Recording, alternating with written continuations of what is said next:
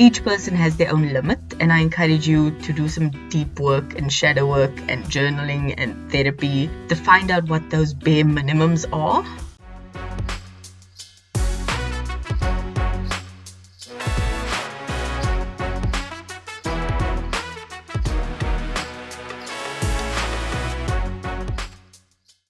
Hello and welcome back to the podcast. I hope you are doing well. Quick thing about me, I'm kind of sick at the moment, so please forgive my voice. I was terribly ill. I have been doing nothing but eating, taking carenza, sleeping for 4 hours, getting up and doing it again. I was up till 2 a.m. this morning and took more medicine and went to go sleep. So it's been a vicious cycle. I'm definitely over the worst of it and feeling much better, but I'm still recovering. I should be fine soon. But yeah, if my voice is a bit off, it's because I'm sick, not because I'm unhappy. I'm actually very excited for this week's episode. And it is wishing the best for others. So I'm definitely the kind of person who is like, you know what? Your loss. I'm a great human being, and it's sad that I am no longer going to be in your life, but good luck and goodbye. That is what I do. I generally try not to feel bad for leaving people behind, and I'm never one to shut the door too firmly if I feel there is still something there, and not in a sliding back to the wrong people kind of vibe. I mean, some people are just people seasonally, if I can put them like that. Or not even seasonally, some friends are just good friends that you don't need to be in constant communication with. I know a friend of mine, I see her once, maybe twice a year, and we don't talk every single day or every single week, but I know, like, I can call her and be like, hey, you busy this weekend? She'll be like, yes, and I'm like, okay, cool. Next weekend, can we meet up? She's like, I'm free, let's do it, and we'll meet up and it'll be great, and then we don't speak to each other for like 6 months. It is okay, and that is fine, and that is a good friendship, even if it's not traditional, especially for the social media age. But I never wish ill on people, even if they've burnt me or scorned me, because as I said, I don't ever wish ill on others, even if they've wronged me. I always wish them luck because, like I say, I'm no longer in your life. That is sad for you. And that's not being condescending or even just full of myself. I know I'm a good person. I know I'm a positive person. And if we aren't meant to be in each other's lives, it's okay. We move on. However, that is fine because you cut it off and you leave it out and you move on. What is actually terrible in this day and age is when you have Judas sitting at your table. Like, no.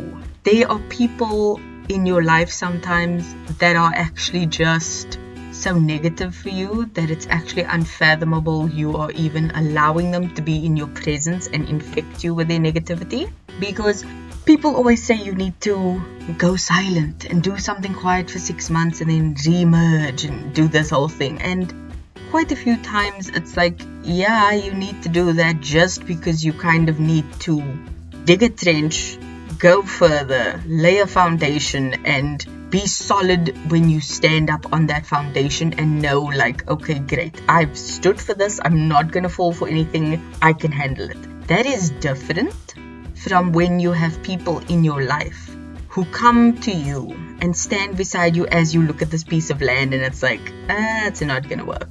It's the worst idea ever. I don't think you should do this. And they get into your head and you don't do it. And it ends up being one of your biggest regrets. Or you could be speaking to your friends and saying, oh, I applied for this job. And they're just like, that job? Okay, you know. I mean, it's an okay job for you to do, and you just like, okay, excuse you, but then you leave them. That is not people you need to be having in your life. If you tell your friend, I applied for this job, they need to be like, you are going to get that job if you want that job. Like, well done on applying. Like, are you ready for the interview? Do you want me to like role play it with you, ask you questions? Like, they need to be there for you. They need to be happy for you. They need to be in your corner fighting for you. And if they aren't, they aren't your people. And it's sad that we allow people like that in our lives or not question their place in our lives because of the longevity. And that is something I think we also need to address, that just because we've come a long way with someone does not mean they are given blanket permission to indulge in our lives for their convenience. You know, we've gotten a better job, we are earning more money now. They think, okay, I can ask this one for money, or I can just say I'm a bit broke and I know they'll be kind enough to pay for me for this thing. Like, that is not on. Even though they have the longevity of being your friend for years or for a season, because some people you meet in high school and they're your friends until you go to varsity, and then varsity you make friends and they're no longer your friends, and then you have friends after that or before that, or they float in and out your life. The thing is, either way you slice it, some people aren't worthy of you being in their lives. And yes, their longevity in your life and their time in your life does grant them you listening and hearing them out. But if they are just not willing to work on themselves and actually bring themselves up to your standards, then you need to let them go. Because as much as you want the best for them, sometimes you can't hold their hand throughout this process. And that's the thing that we tend to forget. Everyone is on their own journey in their own time. And as I mentioned, sometimes I don't shut the door completely. And that's because I do feel people sometimes have the potential to come up to my standard. And it's not, once again, me being like, oh, I only allow these types of people in my life or whatever. It's not that. It's just there needs to be some basic things that need to be met. Each person has their own limit, and I encourage you to do some deep work and shadow work and journaling and therapy to find out what those bare minimums are. But once you find them, be friendly with everyone, but don't be friends with everyone. Have your standards and your limits, and do not drop them for anyone. Be like, okay, you aren't up to my standard, these are my standards, and if you meet the minimum requirements, great, I'll maybe add you to the waiting list and see how I can fit you in. But until then, I just cannot. And that's not a slight on them.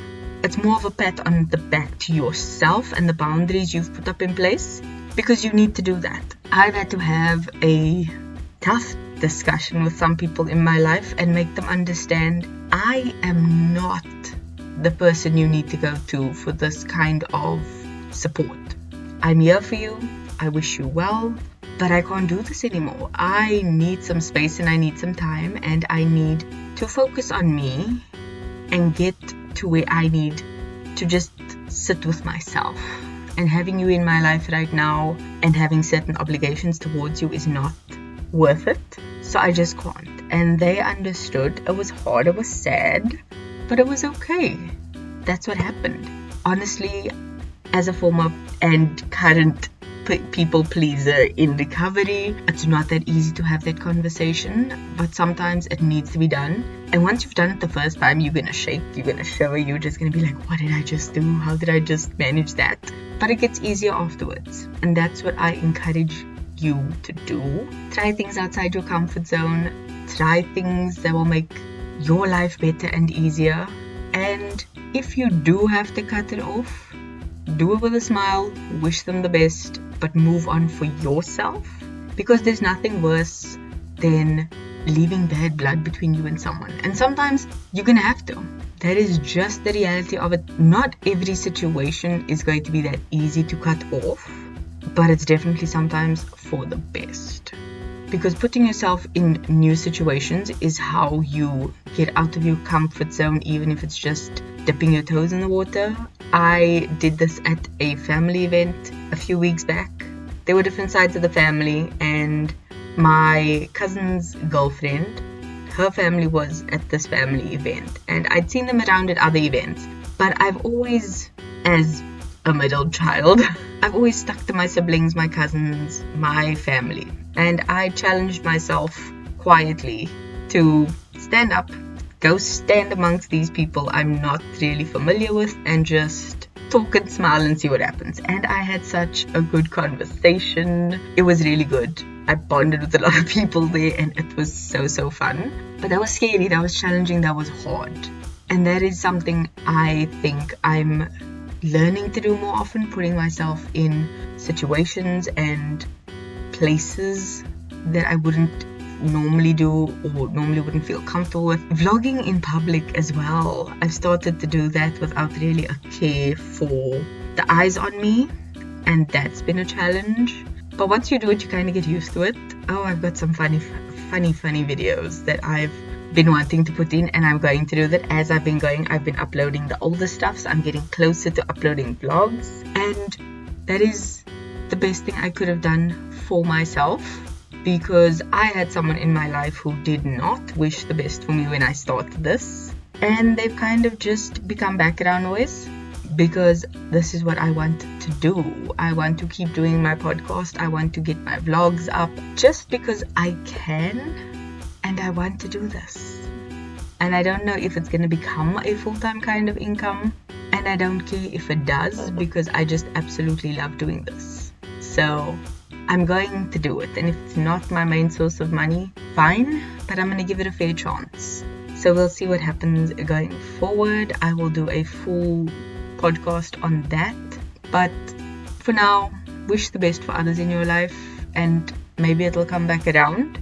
But decide who is worthy of having you in their lives, not the other way around. They are the lucky ones because you are an incredible person, and you are worth every single message, thought, voice note, outing, visit ever in life. Don't forget that. The song of the week is Glad You Came by The Wanted. It is such a good song, especially the first few lines. I'm just a sucker for really good lyrics, and the song hits hard from the beginning. The Wanted is a bit of an old band, not gonna lie, but that song just stuck out to me for this week's episode, so I will link it below. Definitely go give it a listen, and remember, you are worth every single effort you put into yourself, and every second that you put into other people, because they will reciprocate it for you, towards you, with you. So keep that in mind as you keep trying to be a better being, and I'll see you in next week's episode, where hopefully I'm much better. So I'll see you then. Love you. Bye.